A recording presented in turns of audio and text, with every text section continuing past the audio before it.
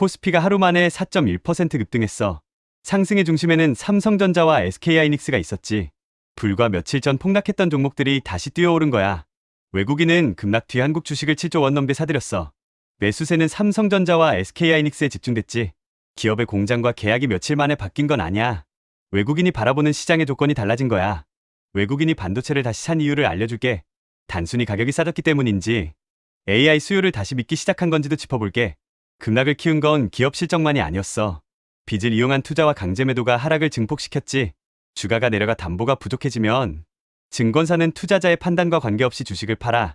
그 매도가 다른 계좌의 강제 매도까지 불러오게 돼.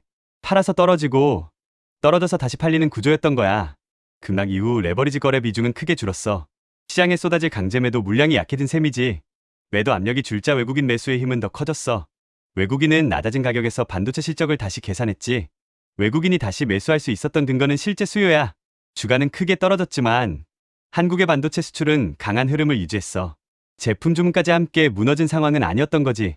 7월 수출은 반도체와 AI 관련 제품이 이끌었어. 주가와 실제 판매가 서로 다른 방향으로 움직인 거야. 시장은 미래 실적에 대한 불안으로 먼저 떨어졌어.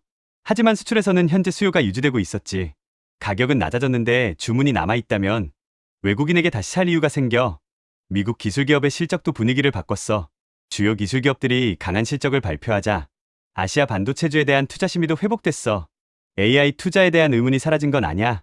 기업들이 실제 매출을 만들고 있다는 근거가 다시 확인되면서 공포가 줄어든 거지. 유가와 미국 장기금리의 하락도 힘을 보탰어. 유가가 내려가면 물가 부담이 완화될 수 있어. 금리를 더 올려야 한다는 우려도 함께 약해지지. 장기금리가 낮아지면 미래에 벌어들일 이익의 현재 가치는 높아져. 성장 기대가 큰 반도체주에 유리한 변화야. 결국 이번 반등에는 세 가지 흐름이 겹쳤어. 반도체 수요는 유지됐고 금리 부담과 강제 매도 압력은 줄어들었지. 외국인은 이 조건이 만들어진 가격대에서 삼성전자와 SK하이닉스를 다시 사들인 거야. 그렇다면 이번 상승은 새로운 추세일까? 하루의 급등만으로 판단하기는 어려워. 외국인이 하루만 사고 떠날 가능성도 남아있거든. 가장 먼저 볼 건 매수의 지속성이야. 하루에 큰돈이 들어온 기록보다 여러 날 매수가 이어지는지가 더 강한 신호가 돼. 현물과 선물이 같은 방향으로 움직이는지도 봐야 해. 주식은 사면서 선물을 판다면 하락 위험을 일부 막고 있을 수 있지. 반대로 현물과 선물을 함께 사들인다면 시장 방향에 대한 확신은 더 강하다고 볼 수 있어. 거래대금과 신용잔고도 흐름을 보여줘. 지수가 오르는데 거래가 줄었다면 매도자가 잠시 사라진 반등일 수 있어. 외국인 매수와 거래대금이 함께 늘고 신용잔고는 줄어드는 조합이 더 건강해. 새로운 자금은 들어오고 빚을 이용한 투자는 정리되고 있다는 뜻이니까 반도체 실적의 근거도 유지돼야 해. 삼성전자와 SK하이닉스의 이익은 메모리 출하량과 판매 가격에 영향을 받아. 제품을 많이 팔더라도 가격이 내려가면 매출 증가가 이익 증가로 이어지지 않을 수 있어. HBM 수요가 강하다는 사실만으로도 부족해. 일반 메모리 가격과 공급 증가 속도까지 봐야 하지. 외국인은 판매량 하나만 계산하지 않아.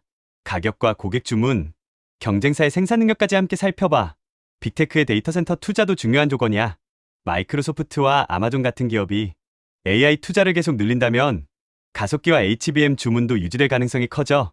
반대로 투자 속도를 낮춘다는 신호가 나오면 실제 주문이 줄기 전에 주가부터 반응할 수 있어. 삼성전자와 SK하이닉스의 상황도 같지 않아. SK하이닉스는 HBM 시장의 높은 경쟁력이 강점이야. 앞으로는 주문 증가와 생산 능력 확대가 관건이 되지. 삼성전자는 차세대 HBM의 고객 인증과 실제 공급 확대가 더 중요한 변수야. 인증과 양산이 확인되면 실적 전망이 빠르게 높아질 수 있어. 일정이 늦어지면 두 회사의 주가 차이는 벌어질 수 있지. 이번 상승이 다른 업종으로 퍼지는지도 봐야 해. 반도체만 크게 오르면 코스피는 소수 종목의 움직임에 의존하게 돼. 자동차와 금융, 산업재까지 매수가 확산된다면 시장 전체가 회복되고 있다는 근거가 생겨. 반대로 반도체만 오르고 다른 업종이 약하다면 두 종목이 밀릴 때 지수도 다시 흔들릴 수 있어. 이번 반등을 판단할 기준은 세 가지야. 첫째, 외국인 매수가 여러 날 이어지는지 봐야 해. 둘째, 거래대금은 늘고 신용잔고는 줄어야 하지. 셋째, 반도체 주문과 판매 가격이 유지돼야 해. 이 조건이 함께 확인되면 이번 상승은 단순 반등을 넘어설 가능성이 생겨. 코스피가 급등한 건 한국 기업이 하루 만에 달라졌기 때문이 아니야. 강제 매도로 낮아진 가격에서 AI 수요와 금리 환경을 다시 계산한 외국인이 반도체를 사기 시작했기 때문이야.